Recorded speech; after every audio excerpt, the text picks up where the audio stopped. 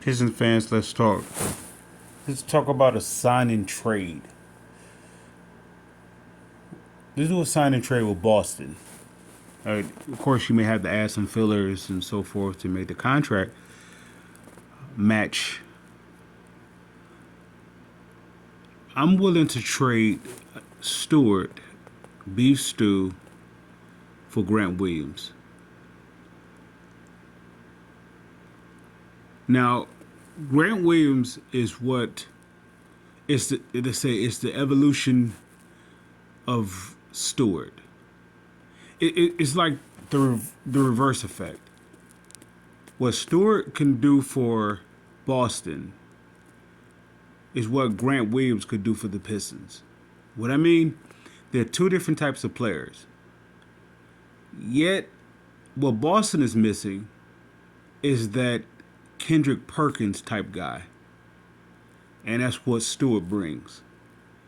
What the Piston is missing is that Rasheed Wallace type guy. You could say that Rick Mahorn type guy. They're not really the leader per se, yet the leader, we're speaking about the leader of defense. They're not really the leader of defense. Nonetheless, the leader of defense couldn't have found a better a complementary player. Without Rick Mahorn next to Bill Laimbeer, it's not happening. Even though the Pistons won with James Edwards next to him, it wasn't the same. You can still come to that lane. But when you have Bill Laimbeer and Rick Mahorn, if they were to approach Bill Laimbeer, they didn't do it too much when Rick Mahorn was there. I said the same thing about Ben Wallace. Rasheed Wallace. Rasheed Wallace is the Bill Laimbeer. The only difference with the Grant Williams is the height. I believe he's listed at 6'6", but what he makes up in height is all in heart. That I would take over. Let's say it this way: with Grant Williams, Derwin, and that's interesting because you can go either way. You can play Grant Williams at the 3 or the 4. Either way, it's going to be Grant Williams is going to pick up he's going to cover whoever's at the 3 or the 4, and vice versa. So he is like the perfect fit versus Stewart. Stewart is more so the perfect fit for a 4 and a 5. Grant Williams is more the perfect fit for the 3 and the 4. He could switch off. Okay, either way, he's equally tough. A tough defender. Am I saying there's not a role for Stewart? No. Yet, moving forward, this team is transitioning. You can see it, where it's not so much Stewart. Time is up. No more than Killian Hayes' time is up. Am I willing to let go of both? Yeah, I'm willing to let go of both. You guys already know I wasn't much of a Killian supporter. Nonetheless, I was a Stewart supporter. But what I wanted Stewart to be, I wanted him to be Ben Wallace, but it turned out to be a Jerome Williams.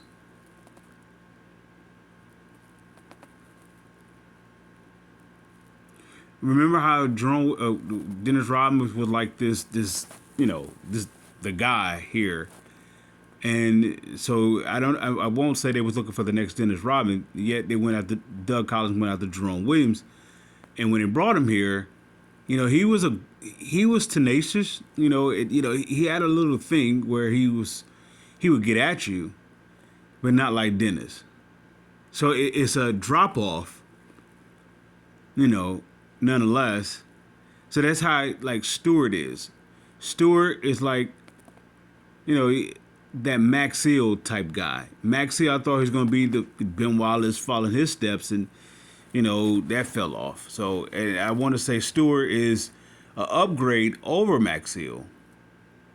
Nonetheless, I believe Grant Williams is like a, I want to say like a, what is that, Millsap, you know, type of guy where he can play the 3 or the 4, but he's equally tough either way. So with that said, that's my sign and trade.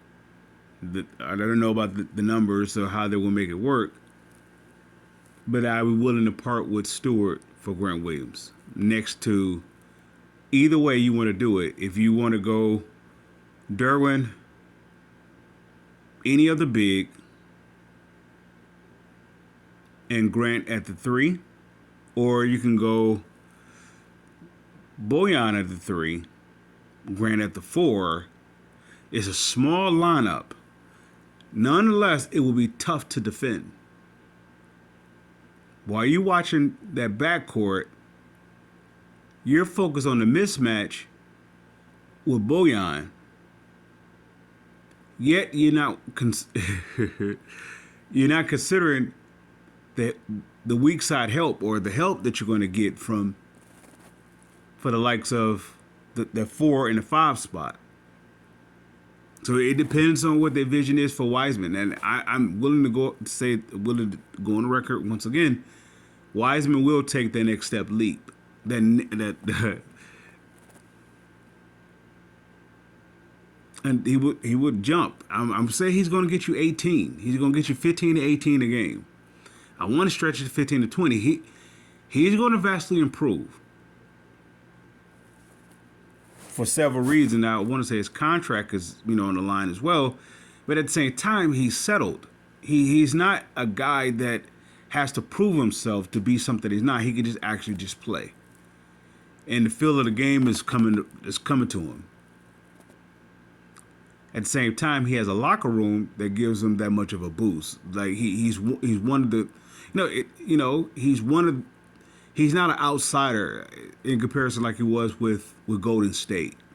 He was an outsider. He was a little brother, you know, looking up to the, his brother.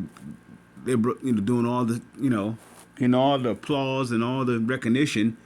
You know, he's a little brother, had to wait his turn, and now he can have that turn here. So either way, if I put Wiseman next to, if I go here, I can do this. I can go Derwin, Wiseman, and Williams. I'm still holding Bojan as my trade chip. I still have him as my trade chip. If I don't trade him, I have, let's say if I keep, okay, let's say Boston is saying, give me Alec Burke and Stewart in a sign and trade for, you make it work. You do something this with that. They lost Smart, so I don't know if they're going to try to, get another guard there. I don't know. I don't know how that will work. Either way, the Pistons, I believe they still also is going to bring in another free agent, a young guy that's still going to fit the bill. There's no disrespect to Burks. I believe Burks, Joseph,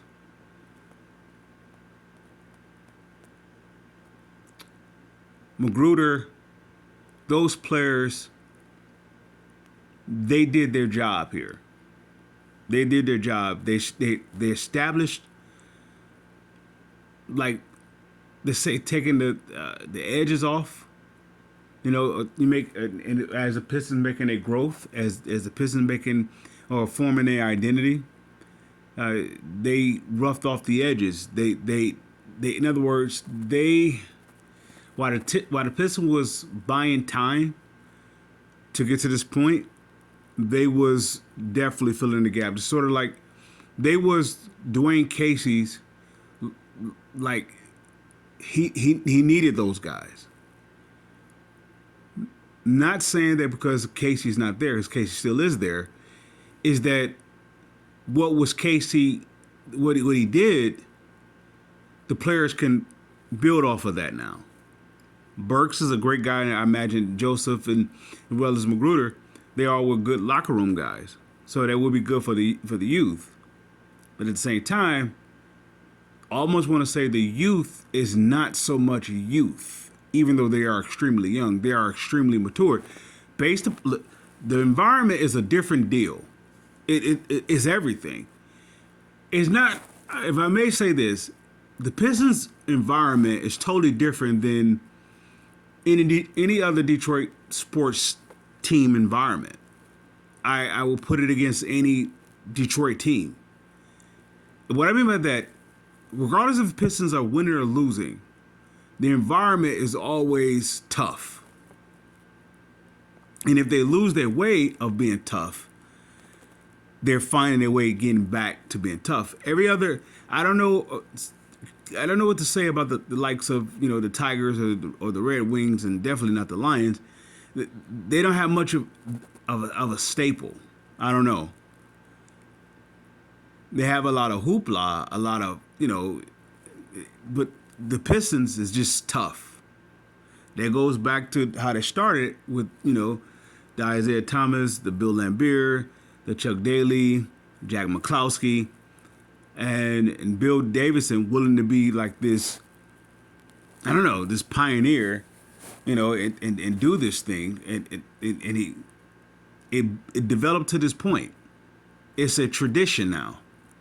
Well, not now, but it's a tradition. And this current, let's say, third phase of it is continuing that tradition. Casey did an excellent job. Çrd. It's sort of like when Chucky Atkins, Cliff Robinson, John Barry, Michael Curry, how they did their part to get it to a certain extent, but they only can go so far. Even Cliff Robinson, they only can go so far. It was time for even though those were the vets, Mike Curry, Chucky Atkins, John Barry, Cliff Robinson, those were the vets. And look what took over. Chauncey is a younger guy. Let's say the likes of Rip, younger. Rasheed was younger. I don't know. Put Corliss is younger, but they weren't younger. Tayshaun, younger, and they continued off of that. And I want to say this is what the Pistons are doing now and make it the next part of that transition, which is to move on from the Joseph Magruder's, and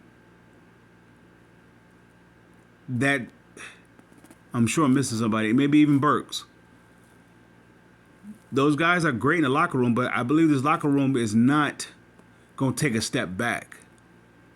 This is why I'm, as much as I did a couple of videos about Zion coming here, I don't know, it has to be like a Rasheed Wallace situation where it just couldn't. I want to say how the Pistons is interesting. How the Pistons end up with Cliff Robinson and Rasheed Wallace. I don't want to say they wore out their welcome. It was just that Portland was ready to let them go, and I don't believe New Orleans is ready to let them go unless they can get something heavy back in return. Detroit, I don't believe they have to do that for him now. If that proposition presents itself, then yeah, you take it at that turning point. Right now, I'm going out of all the free agents, I'm going after Grant Williams. I'm not going after Cam Johnson. I'm not going after any of those guys. I'm going after Grant Williams. Why? Because he's a winner. He's a leader. He's a defender. He's matured. He's nonsense. He's ready. And I will put him next to Duren against a Giannis or a Jokic or and that even Embiid, I will put those two because they won't back down. And they may be smaller, and in terms of the disadvantage, that it's almost like Bill Laimbeer with Kareem. Bill Laimbeer, like I could get him. Ben Wallace against Shaq, I can get him. It's the exact same thing. With that said, Pistons fans, I salute.